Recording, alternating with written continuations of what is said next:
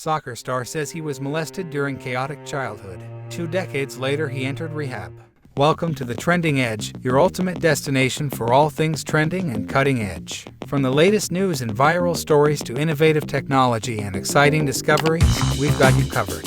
Join us as we delve into the forefront of trends, exploring the fascinating world of what's hot and happening right now. Subscribe to our channel and get ready to ride the wave of the future with the Trending Edge. England soccer international Dele Alli says he recently spent 6 weeks in rehab to help with his mental health and treatment for addiction and trauma, revealing he had been molested when he was a child and dealt drugs at the age of 8.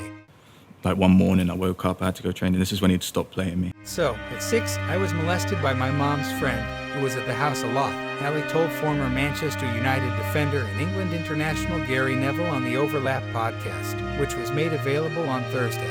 My mom was an alcoholic. That happened at 6. I was sent to Africa to learn discipline, and then I was sent back.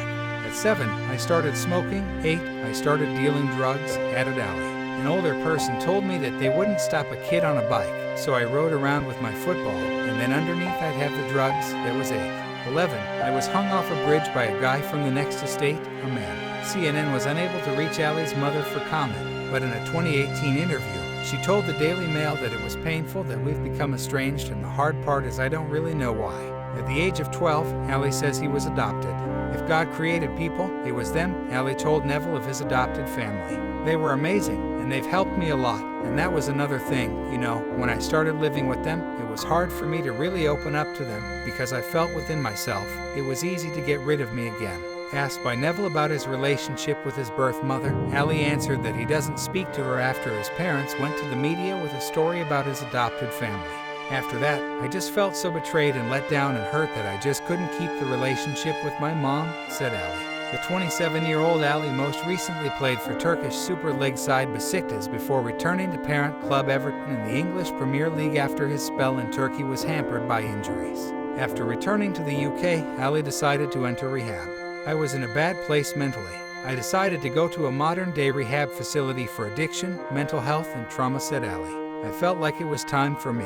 With things like that, you can't be told to go there. You have to make the decision yourself. I was caught in a bad cycle. I was relying on things that were doing me harm. I was waking up every day and was winning the fight, going into training, smiling, showing I was happy, but inside, I was definitely losing the battle, and it was definitely time to change it. Alli told the Overlap podcast that Everton had been very supportive of his decision to enter rehab and how open, honest, and understanding the Premier League club was while he was probably making the biggest decision of life. I couldn't have expected it to go the way it did. Before you hear about it, it is stigma. It's something people don't want to do. Going into rehab, it definitely sounds scary. But I could never have imagined how much I would get from it and how much it meant mentally because I was in a bad place. In a statement, Everton said it had been supporting Dele in both his return to fitness and overcoming the personal challenges highlighted in his interview with the Overlap. Everyone at Everton respects and applauds Dele's bravery to speak about the difficulties he has faced, as well as seek the help required, Everton added. Alli's former club, Tottenham Hotspur, tweeted a picture of Alli alongside an emoji of a white heart. The former Spurs star added that he had only checked out of rehab 3 weeks prior to appearing on Neville's podcast. It's been going on for a long time. The things I was doing to numb the feelings I had. I didn't realize it was for that purpose, whether it be drinking or whatever. I got addicted to sleeping tablets, and it's probably a problem that not only I have. I think it's something that it's going around more than people realize in football.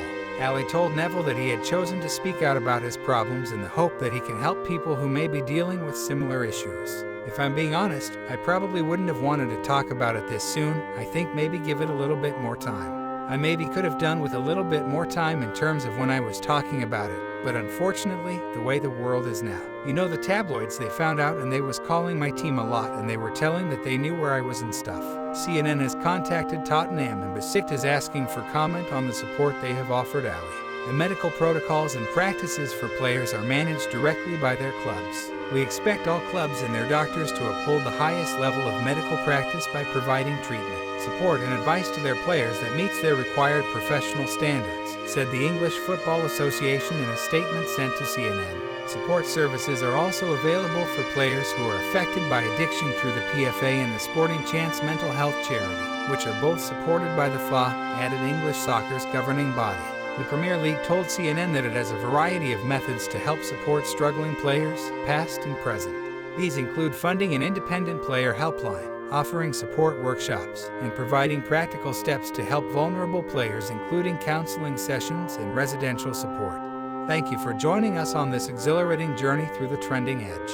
Don't forget to subscribe to our channel and hit the notification bell to stay up to date with the latest trends, news, and discoveries.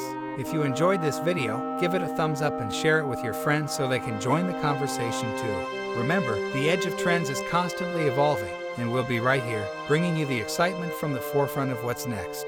Until next time, stay curious, stay informed, and keep pushing the trending edge.